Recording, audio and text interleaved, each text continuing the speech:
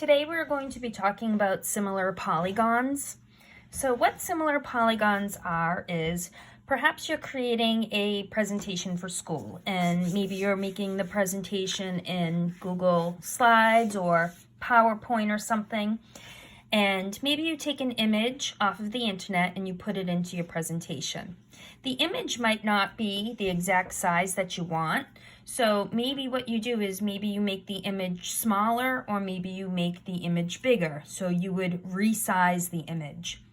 The image looks the same, meaning it contains the same shape, but it has a different size. So what these are called similar polygons. So today we're going to talk about similar polygons using triangles and using quadrilaterals and using different types of polygons. So if you take a look at your note guide, we're going to start. So two polygons are considered similar if their corresponding angles are congruent. So what this means is we know corresponding angles are angles that hold the same position in one triangle to another triangle. And we know that congruent means that they have the same measure.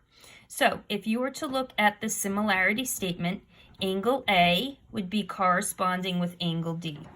And they would also have the same angle measure. So if one of them was 50 degrees, the other one would be 50 degrees. Angle B would match up with angle E, angle B and angle E. So they would be corresponding angles. And then lastly, angle C would match up with angle F. They hold the same position in the small triangle to the big triangle, so they would be corresponding angles. All of these corresponding angles would have the same measure. Secondly, two polygons are considered similar if their corresponding sides are proportional. So this means that the corresponding sides have the same ratio, and a ratio is just a fraction. So first let's talk about what sides are actually corresponding. So if we look at the first triangle, and if we looked at side AC, AC would correspond to side DF. That should be an F. Oh, actually, sorry, I started here. So side AB would correspond with side DF. It means that they hold the same position in each triangle. However, they are not congruent. They do not have the same length. You can see the length of this one is 6 and the length of this one is 12. But they are proportional, which means that every side pair that we match will have the same ratio. So let's go ahead and take a look at the ratio of the side. So the side in my first triangle is 6. The side in my second triangle is 12. 6 over 12 reduces to 1/2. Okay, let's make sure that all the other sides have that same ratio. If we compare the next two sides, side AC in this first triangle is corresponding to DF in the second triangle. So the side in the first triangle has a length of 3. The side in the second triangle has a length of 6. 3 over 6 reduces to 1/2. So you can see they have the same proportion or the same ratio. Okay, and last sides, BC in the first triangle corresponds with EF in the second triangle. The length of BC is 4. The length of EF is 8. 4 over 8 reduces to 1/2.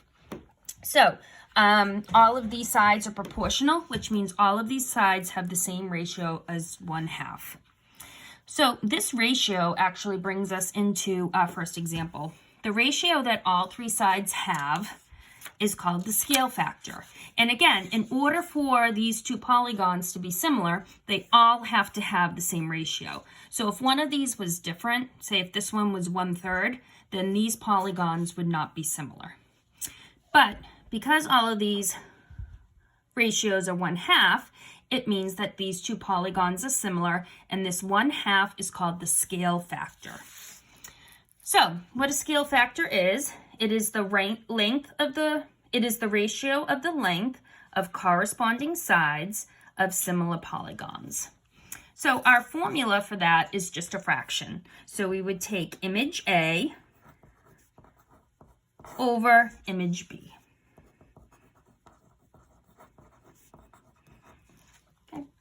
And usually image A is the first one you see, and image B would be the second one that you see. For most of the time here, we're going to work from left to right. So your first image is called the pre-image.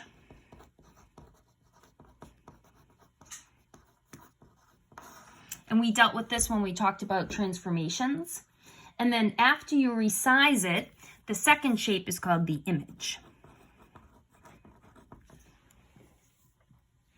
So in this example problem here, it says if triangle ABC is the pre-image, so if this is our image A, you could put an A in there if you wanted to, and if DEF is the image, so this would be the second one, B, the scale factor is. So we need to find the scale factor. So we need to compare corresponding side to corresponding side. Okay, so let's take a look. So over here, let's start with side AB. AB is 6. Let's put it over the corresponding side. The corresponding side here is 12. Okay, so we're assuming that these triangles are similar because they're telling us in the beginning that they're similar. So all we need to do is find the scale factor. I don't need to prove that they're similar. We're just comparing one side to another. So 6 over 12 would reduce to 1/2. Therefore, the scale factor is 1/2. Say you didn't pick the side 6 to 12. You could pick any other two corresponding sides and you should get, again, the same ratio as long as these polygons are similar and they're telling us in the problem that they are. You could take 3 and put it to 6. Again, you would get that same scale factor of 1/2.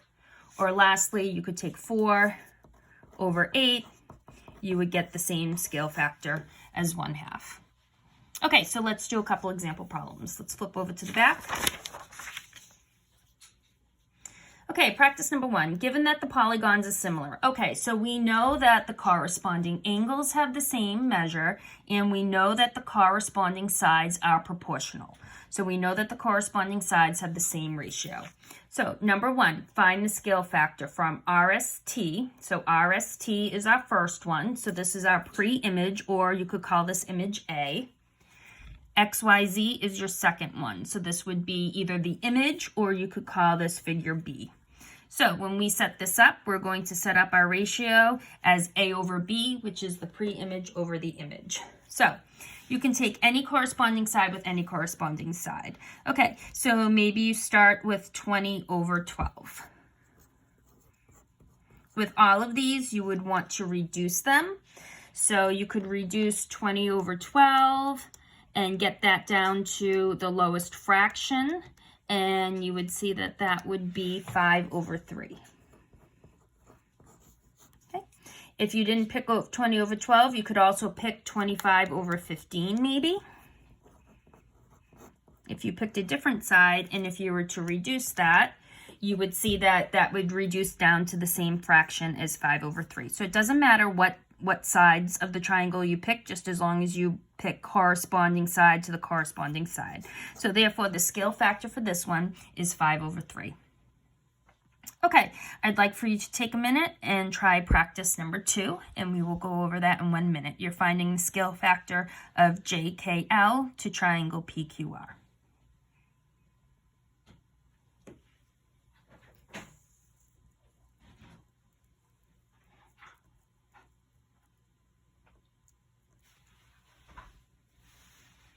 Okay, if you need to, you can pause the video here if you're not done yet.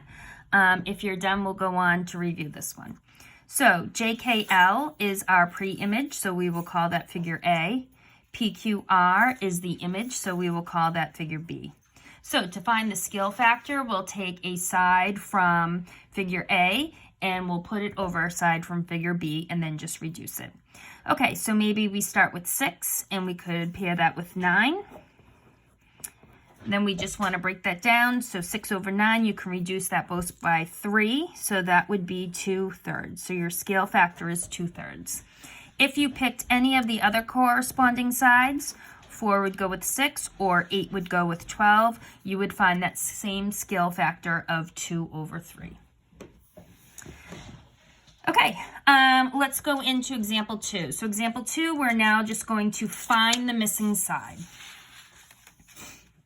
Okay, Example 2, find a corresponding length using similar triangles. So this is going to bring us back to proportions, and it's going to bring us back to cross multiplying. That's a skill that you did earlier this week, so that's why we did that skill first.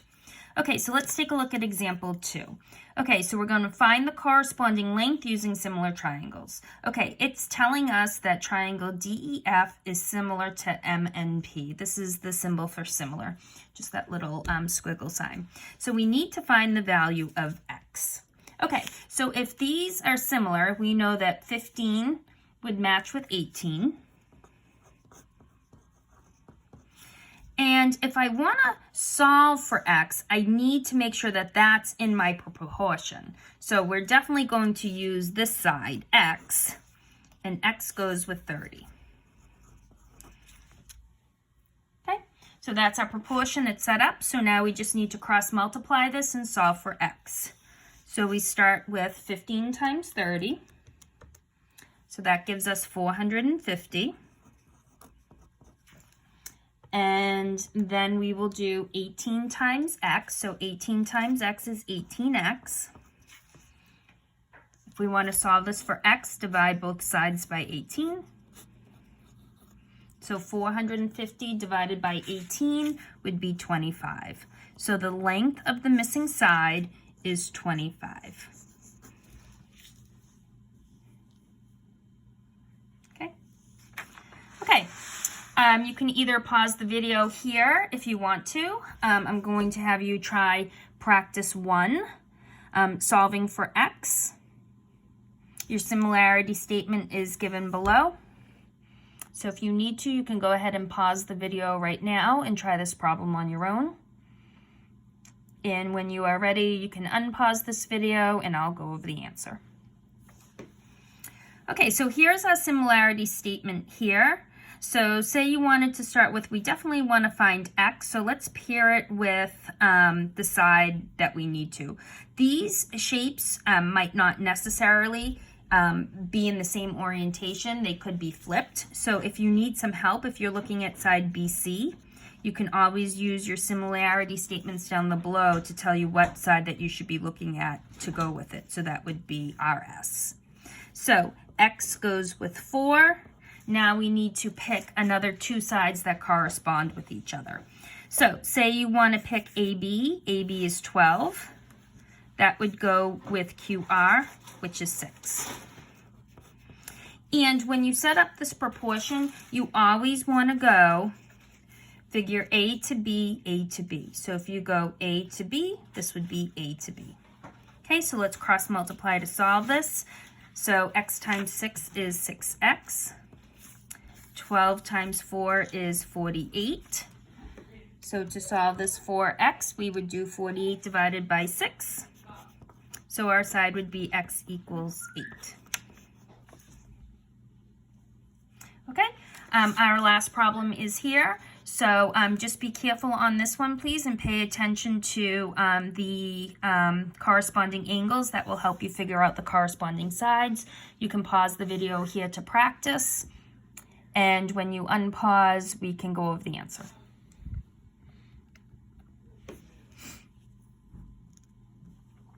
So looking at this one, if we're solving for X, X is the side that's in between our angle with 2 arcs and 3 arcs. So the corresponding side over here between the 2 arcs and the 3 arcs would be 18.